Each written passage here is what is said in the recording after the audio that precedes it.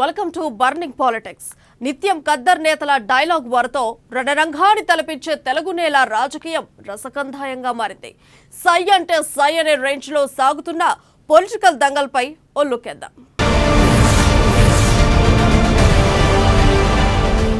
గులాబీ boss Telangana CM KCR చేసే ప్రతి పనిలో 6 నంబర్కు ప్రాధాన్యం ఉండేటట్లుగా వ్యవహరిస్తారట. ప్రయాణించే వాహనం సహా కీలక నిర్ణయాలు తీసుకునే కేబినెట్ సమావేశం ఇతర అన్ని పనుల్లో 6 సంఖ్య ఉండేలా చూస్తారంట కేసీఆర్. ముఖ్యమంత్రి వ్యవహారాలను దగ్గర నుంచి విశ్లేషించిన వ్యక్తులు చెప్తున్న మాటలివి. ఇక 15వ తేదీన ఎమ్మెల్యే అభ్యర్థులకు బీఫారాలు, ఎన్నికల ప్రచారం కూడా ప్రారంభించారు. 6 నంబర్ కలిసి వచ్చేలా సెంటిమెంట్ గా ప్రచారాన్ని ప్రారంభించబోతున్నారు సీఎం కేసీఆర్. దీన్నే ఆయన అభిమానులు కేసీఆర్ 6 సెన్స్ అని చెప్తున్నారు.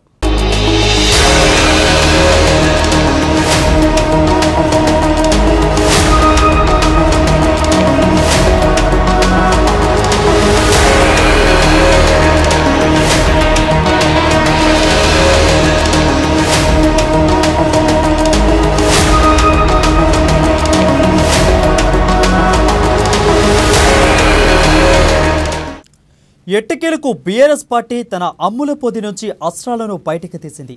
తెలంగాణలో మరోసారి అధికారంలోకి వస్తే అమలు చేసే సంక్షేమ పథకాలను సీఎం కేసీఆర్ ప్రకటించారు. విద్యార్థులు, మహిళలు, యువతకు పెద్దపీట వేస్తూ మేనిఫెస్టో ప్రకటించారు. తెలంగాణపై హామీల వర్షం కురిపించారు. ఇప్పటికే అమలవుతున్న పథకాలను కంటిన్యూ చేస్తూనే కొత్తగా తీసుకురాబోతున్న పథకాలను వివరించారు.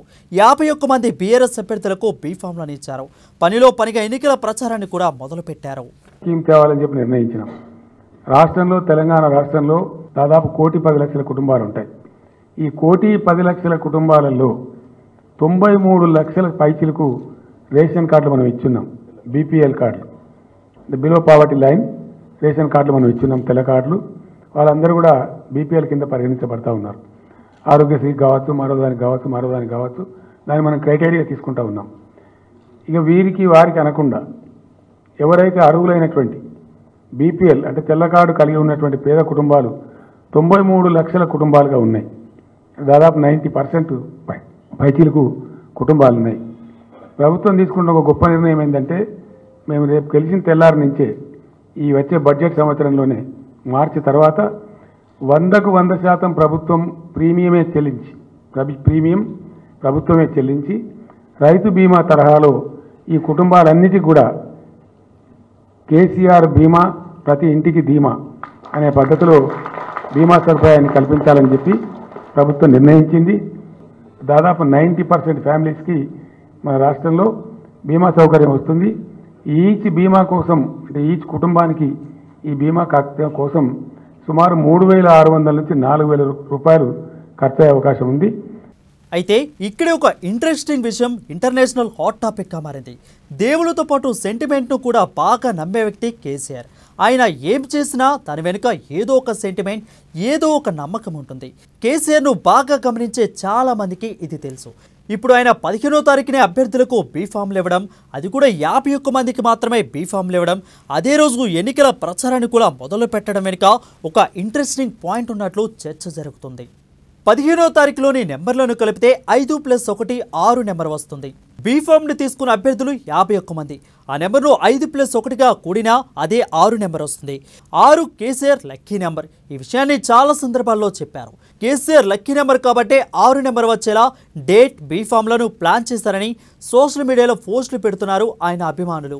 ₹1,00,000 వచ్చే విధంగా ఇది యాక్సిడెంట్ కాదు. ఇప్పుడు రైతు బీమా తరహాలోనే ఉంటుంది. Even if it is a natural death also. Death అంటేనే ఆటోమేటిక్గా 10 రోజుల్లోపు వాళ్ళ ఇంటికి 5 లక్షల రూపాయలు చేరిపోతాయి. ఆసరా పెన్షన్స్ కాబట్టి ఈ పెన్షన్ను 5,000 రూపాయలు తీసుకుపోవాలని చెప్పి నిర్ణయం తీసుకున్నాం. 2016 దాన్ని 3,000 రూపాయలు చేస్తాం.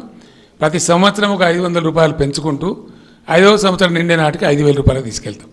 దివ్యాంగులకు ఈ మధ్యనే 4,016 రూపాయలకు మనం పెంచుకున్నాం. తెలంగాణ అంతకుముందు 3,000 ఉండేది, దాన్ని 4,000 రూపాయలు చేసుకున్నాం. దాన్ని 6,000 రూపాయలకు తీసుకెళ్తాం. ఏదైతే రైతు బంధు మేము ఇచ్చినామో దాన్ని కూడా స్కీమాటిక్గా ఒకటేసారి పెంచడం కాకుండా రైతు బంధు పథకం ఈరోజు 10,000 రూపాయలు ఉంది 2 పంటలకు కలిపి. దాన్ని కొంచెం పెంచాలని నిర్ణయించినాం. దాన్ని 16,000 రూపాయలు తీసుకొని పోతా ఉన్నాం.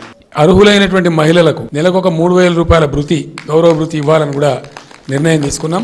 దాని పేరు ఆ స్కీమ్ పేరు సౌభాగ్య లక్ష్మి అని పెడతా ఉన్నాం. అర్హులుగా ఉండేటువంటి లబ్ధిదారులకు వాళ్ళకు 400 రూపాయలకే గ్యాస్ సిలిండర్ సప్లై చేయాలని చెప్పి నిర్ణయించడం జరిగింది.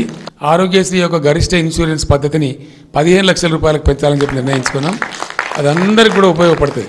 వీళ్ళకి కూడా ప్రత్యేకించి జర్నలిస్టులకు రాష్ట్ర వ్యాప్తంగా ఎక్కడున్నా సరే ఈ 15 lakhs వరకు ఎటువంటి డబ్బులు అడగకుండా ట్రీట్మెంట్ ఇచ్చే పద్ధతిలో వారికి వారి కుటుంబ సభ్యులకు కూడా తీసుకురావాలని ఆలోచించినాం. హైదరాబాద్ సిటీ కోసం రాబోయే రోజుల్లో మరొక 1,00,000 డబుల్ బెడ్రూమ్లు కట్టాలని చెప్పి నిర్ణయం చేశాం. దాన్ని కూడా ప్రజలకు మేము వాగ్దానం చేస్తూ ఉన్నాం. నగరవాసులకు తప్పకుండా అగ్రవర్ణ పేదలకు కూడా 119 గురుకులాలు ప్రత్యేకంగా పెట్టాలని చెప్పి నిర్ణయం తీసుకున్నాం. ఇక హుస్నాబాద్ నుంచే ఎన్నికల ప్రచారం మొదలు పెట్టడానికి కూడా ఓ రీజన్ ఉంది.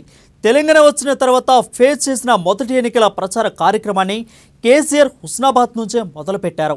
ఆ ఎన్నికల్లో భారీ మెజార్టీ సాధించారు. ఆ తర్వాత 2018లో వచ్చిన ఎన్నికల్లో కూడా హుస్నాబాద్ నుంచే ప్రచారం ప్రారంభించారు. ఆ ఎన్నికల్లో కూడా గెలిచి మరోసారి సీఎం అయ్యారు. అందుకే ఈ ప్లేస్ అంటే సీఎంకు చాలా సెంటిమెంట్.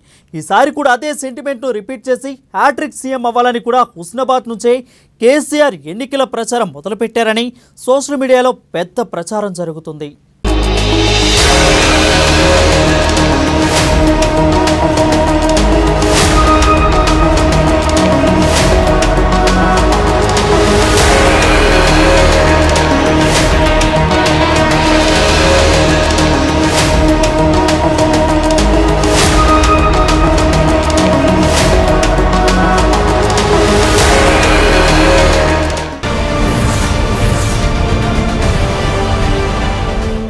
ఏపీలో రాజకీయం కొత్త రూటు మారుతుందా? నేతల మాటలు వ్యక్తిగతమవుతున్నాయా? ప్రజా సమస్యలు గాలికి వదిలేస్తున్నారా అంటే అవుననే సమాధానం వస్తోంది. అటు అధికార పక్షం ఇటు ప్రతిపక్షం రెండూ కలిసి ప్రజా సమస్యను సైడ్ ట్రాక్ ఎక్కిస్తున్నాయి. సై అంటే సై అనే లెవెల్లో వ్యక్తిగత విసురులకు దిగుతున్నారు. అసలు ఏపీలో ఏం జరుగుతోంది? Let's watch this story.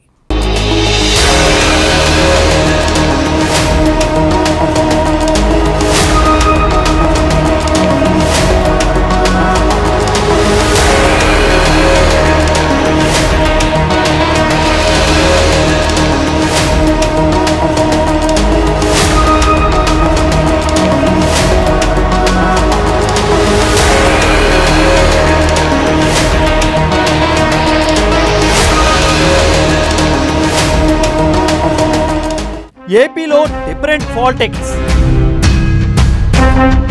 ప్రజా సమస్యలు గాలికి వదిలేసిన నేతలు,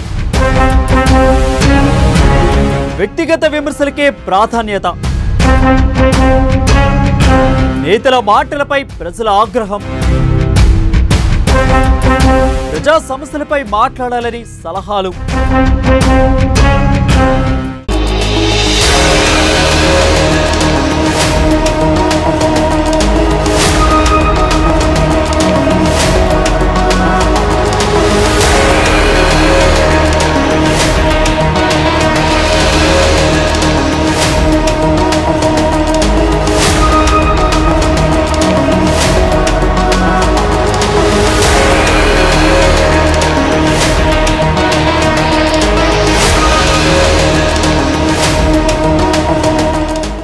ఏపీ రాజకీయాలు ఎవరికీ అర్థం కావు, అంతకు మించి అంతుపట్టవు కూడా.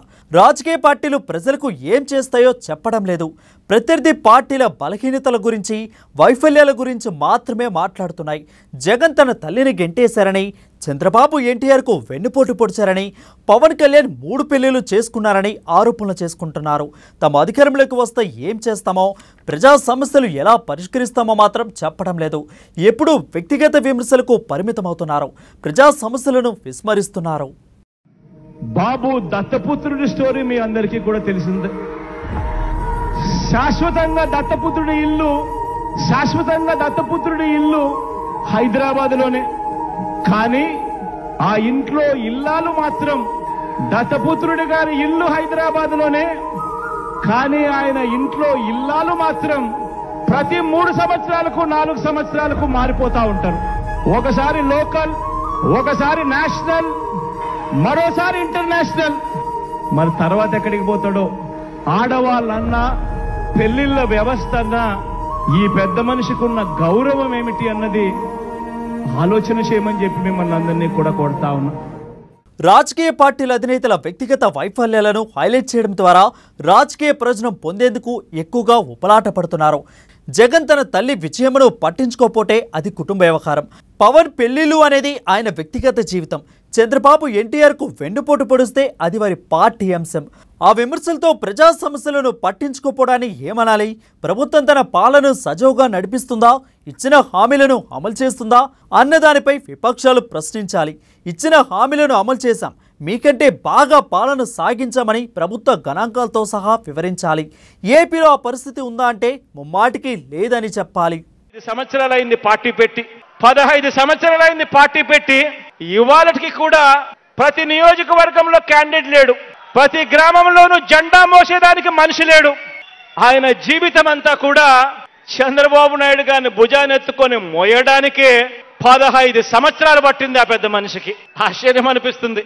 ఆయన చంద్రబాబు నాయుడు చేసిన మోసాలలో పార్ట్నర్, చంద్రబాబు నాయుడు గారు దోచుకున్న దాంట్లో కూడా పార్ట్నర్. కాబట్టి ఇద్దరు కలిసి ప్రజలను ఎలా మోసం చేయాలి అన్నది మాత్రమే ఆలోచిస్తారు. కానీ నిజంగా ప్రజలకు మంచి చేయాలి, నిజంగా ప్రతి గ్రామంలో మన జెండా ఎగరాలి, నిజంగా ప్రతి నియోజకవర్గంలో మన జెండా ఎగరాలి అనే ఆలోచన చేసే మనస్తత్వం వీళ్ళకి ఎవ్వరికీ కాదు, ఎవ్వరికీ లేదు.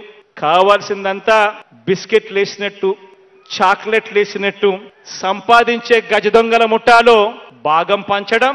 ఇంత ఈనాడుకు, ఇంత ఆంధ్రజ్యోతికి, ఇంత టీవీ5కి, ఇంత దత్తపుత్రుడికి అందరూ దోచుకోవడం, దోచుకున్నది పంచుకోవడం, పంచుకొని తినుకోవడం. ఇక ఏపీ సీఎం జగన్ నవరత్నాలను అమలు చేస్తామని చెప్పారు. వివిధ సంక్షేమ పథకాల ద్వారా వాటిని కొంతవరకు అమలు చేయగలుగుతున్నారు. అయితే మద్యం విషయంలో మాత్రం మాట తప్పారనే గుసగుసలు వినిపిస్తున్నాయి. దానిని పెద్ద ఉద్యమమే చేపట్టేందుకు అవకాశం ఉన్నా విపక్షాలు మాత్రం పట్టించుకోవడం లేదు. అలా చేస్తే తాము అధికారంలోకి వస్తే మద్యం నిషేధం చేస్తామని హామీ ఇవ్వాల్సి ఉంటుంది. అదే సమయంలో నవరత్నాలను అమలు చేస్తే రాష్ట్రం శ్రీలంక మాదిరిగా అవుతుందని విపక్షాలు ఆరోపిస్తూ వచ్చాయి. ఇప్పుడు అవే నవరత్నాలను మించి పథకాలు తాము అందిస్తామని చెప్పుకుంటున్నాయి. మరి అప్పుడు రాష్ట్ర ఆర్థిక పరిస్థితి ఏంటి అన్నది మాత్రం చెప్పడం లేదు. కూటమిలో ఉంటే ఏంటి, దాని బయట ఉంటే ఏంటి, మీకు ఏంటి భయం ఏంటి చెప్పండి. మీరు అద్భుతంగా పాలనిస్తూ ఉన్నారు, ప్రజల్ని అద్భుతంగా పాలిస్తున్నారు, బటన్ నొక్కితే డబ్బులు పడిపోతూ ఉన్నాయి. సో వచ్చే ఎన్నికల్లో మీరే గెలవాలి. లెక్క ప్రకారం మీరు మాకు భయపడాల్సిన అవసరం లేదు. నేనే కనుక జనసేనకే కనుక 151 ఎమ్మెల్యేలు ఉండి 30 మంది ఎంపీలు కనుకుంటే అసలు ప్రతిపక్షాలు ఊసేస్తాను నేను. నా కాన్ఫిడెన్స్ అది. మీరు భయపడుతున్నారు అంటే, మీరు మమ్మల్ని చూసి భయపడుతున్నారంటే మీరు బలహీన పడుతున్నారని అర్థం. భయపడండి, భయపడాల్సిన అవసరం ఉంది. అలాగే స్థానిక ఎమ్మెల్యే కూడా చాలా చక్కగా పాలిస్తున్నారని వింటా ఉన్నాం. స్థానిక ఎమ్మెల్యే కొడుకు కూడా చాలా అద్భుతంగా కేసులు పోలీస్ స్టేషన్లో మకాం వేసి మరి వాళ్ళ మీద కంప్లైంట్ ఇస్తే వాళ్ళని భయపెడుతున్నారన్న సంగతి కూడా మాకు అర్థమైంది. చేయండి, ఇంకో 4 నెలలు 5 నెలలు, మొన్న 6 నెలలు అని చెప్పాను. ఈసారి 1 నెల అయిపోయింది కాబట్టి 5 నెలలు లేదు. మీరు ఢిల్లీకి వెళ్ళారు కదా, డిసెంబర్లో తెచ్చుకుంటారంటే తెలంగాణ ఎలక్షన్స్తో పాటు కరెక్ట్గా మండలం రోజులు తెలుస్తాం, మీ భవిష్యత్తు తెలుస్తాం. అలాగే వైసీపీ మద్దతుదారులకు కూడా ఏదో సూచనలు ఇస్తూ ఉన్నారు మాకు. భవిష్యత్తులో మళ్ళీ వైసీపీ వస్తే కేంద్రంలో మీకు సహకారం లేకపోతే మీ అంతు చూస్తామని చెప్పి నాకు కొన్ని కబుర్లు పంపిస్తూ ఉన్నారు. ప్రజా సమస్యలు, ప్రజల అజెండా అనేది పక్కకు వెళ్ళిపోతుంది. రాజకీయ వ్యక్తిగత అంశాలకి ప్రాధాన్యం దక్కుతుంది. గత నెల రోజులుగా ఎలా చూసుకున్నా చంద్రబాబు అరెస్టు ప్రాధాన్యత అంశంగా మారిపోతుంది. అటు ప్రభుత్వానికి, ఇటు విపక్షాలకు అసలు సమస్యలే లేవన్నట్లుగా కనిపిస్తుంది. ఎక్కడైనా ప్రజా సమస్యలపై పరిష్కారం కోసం ఆందోళనలు జరుగుతాయి. ఏపీలో మాత్రం తమ అధినేతను కించపరిచారని, వారి వ్యక్తిగత జీవితాలపై మాట్లాడుతున్నారని, ఇలా లేనిపోని వివాదాలతో కాలం వెల్లదీస్తున్నారు. ప్రజా సమస్యలను తొంగలో తొక్కుతున్నారు. ఈ జుగుస్పాకర రాజకీయాల్లో ప్రజలను సైతం భాగస్వాములు చేస్తున్నారు.